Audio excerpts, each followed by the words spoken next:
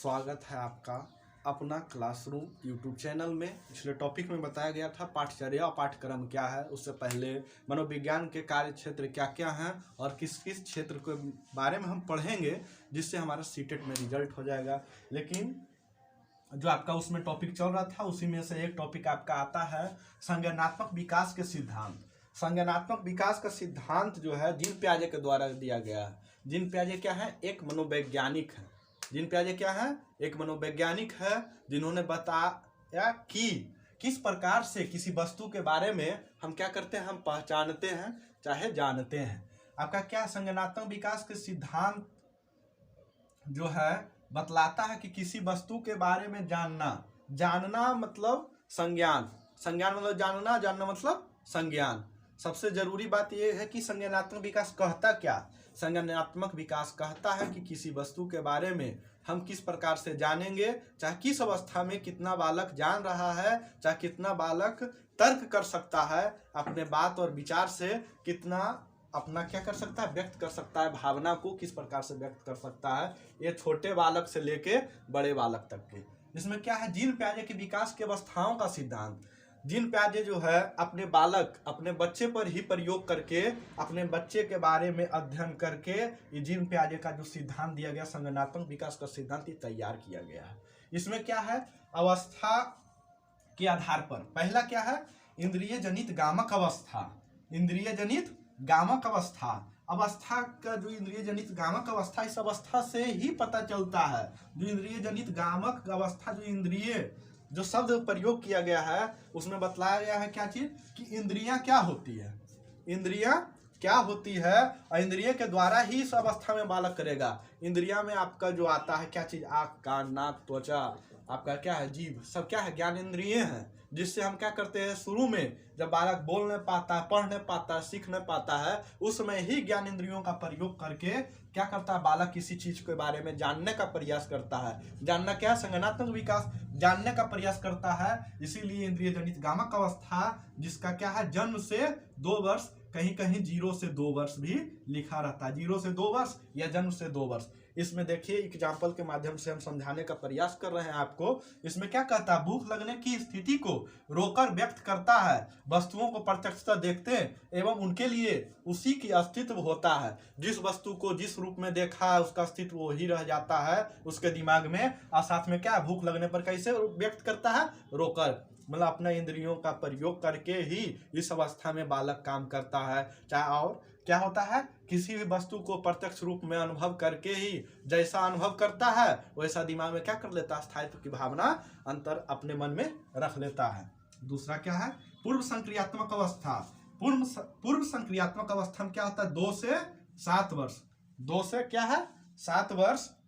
2 से 7 वर्ष में क्या होता है? संक्रिया करना शुरू होता है। लेकिन किस प्रकार की संक्रिया करता है? वस्तुओं को पहचानने एवं उनके विभेदित करने लगता है। वस्तुओं को पहचानने एवं उनको क्या करने लगता है? विभेद करने लगता है।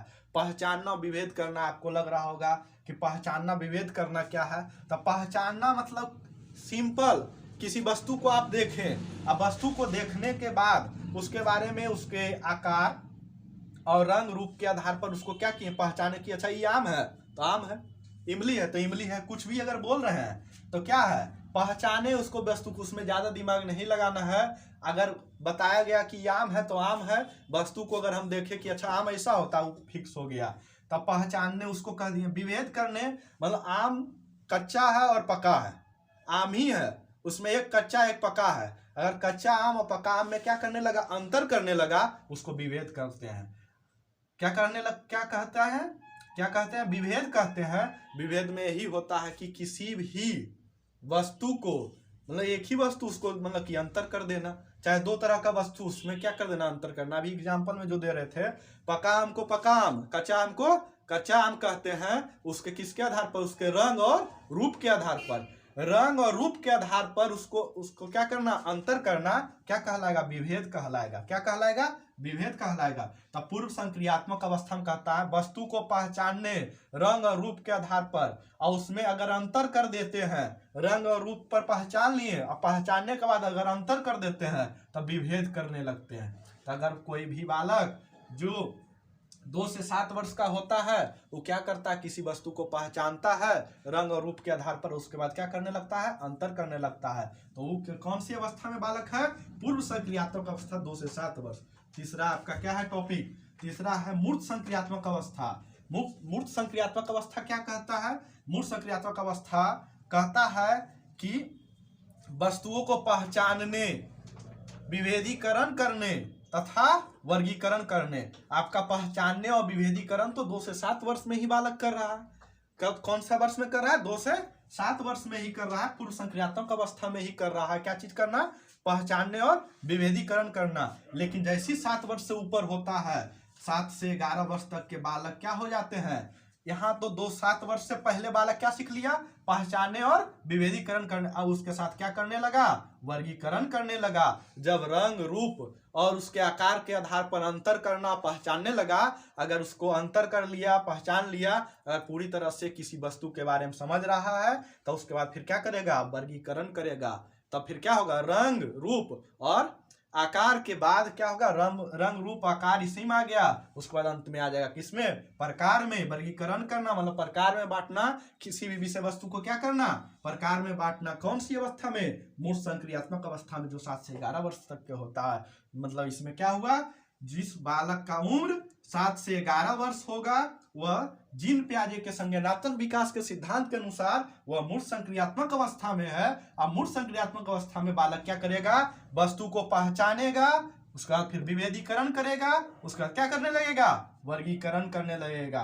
पहचानना मतलब रंग रूप के आधार पर जानना, उसके बाद फिर क्या करना, उसमें अंतर करना, विभेदीकरण हो गया, और साथ में अगर प्रकारों में बांटना क्या होगा, वर्गीकरण होगा। अगला क्या आता है, लास्ट पॉइंट है आपका अमूर्त संक्रियात्मक अवस्था। 11 वर्ष से आगे या 11 वर्ष से ऊपर कुछ भी बोला जाता है। आप लोग पढ़े ही होंगे कि जीन पियाजे जो संज्ञानात्मक विकास का सिद्धांत पढ़े होंगे, लेकिन इसमें भी आप देखने का या समझने का प्रयास कीजिए। ये पार्ट 1 है, पार्ट 2 भी आपका टॉपिक आएगा, उसमें सिर्फ और सिर्फ एग्जाम्पल रहेगा, उसको भी गौर से देख लीजिएगा। इसमें क्या कहता है कि बिना देखे किसी विषय वस्तु के बारे में सोचना या समस्या का समाधान करने तथा निर्णय लेने की क्षमता का विकास हो जाता है। मतलब वस्तु को देखना भी नहीं है, जितना भी जो 11 वर्ष से ऊपर का बालक होता है, जैसे 11 वर्ष 12 वर्ष 13 वर्ष का होता है, आप देखिएगा 13 से 14 वर्ष का जो बालक होता है वो मैट्रिक का एग्जाम देता है, तो उसके मैथ के एग्जाम में क्या होता है, एक्स वाई माना जाता है।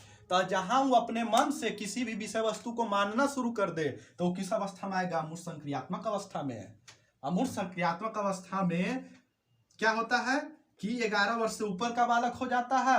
11 वर्ष से जैसे ऊपर बालक होगा तो बिना विषय वस्तु को देखे हुए अपने सोच और समझ के माध्यम से बेहतर संप्रेषण, उसके बारे में अच्छी तरह से बातें बताना, चाहे किसी टॉपिक को मानकर बिना देखे बताना, तो क्या होता है, उच्च संप्रेषणशीलता होता है। संप्रेषण की भी क्षमता क्या हो जाती है, इस अवस्था में बढ़ जाती है। जो 11 वर्ष से ऊपर का बालक होता है, अमूर्त संक्रियात्मक अवस्था में जो होता है, उसका क्या होता है, क्षमता बढ़ जाती है क्या चीज करने की, अच्छे तरह से अभिव्यक्त करने की, किसी भी टॉपिक को अच्छे तरह से क्या करने की, बताने की। तो बिना देखे किसी विषय वस्तु के बारे में सोचने, समझने या समस्या का समाधान करने या तथा क्या करना, निर्णय लेने की क्षमता जैसे जैसे बढ़ते जाती है, समझ लीजिए बालक किस अवस्था में है, संज्ञानात्मक विकास के सिद्धांत के अनुसार अमूर्त संक्रियात्मक अवस्था है। और संज्ञानात्मक विकास के सिद्धांत कौन दिए थे, जीन पियाजे दिए थे।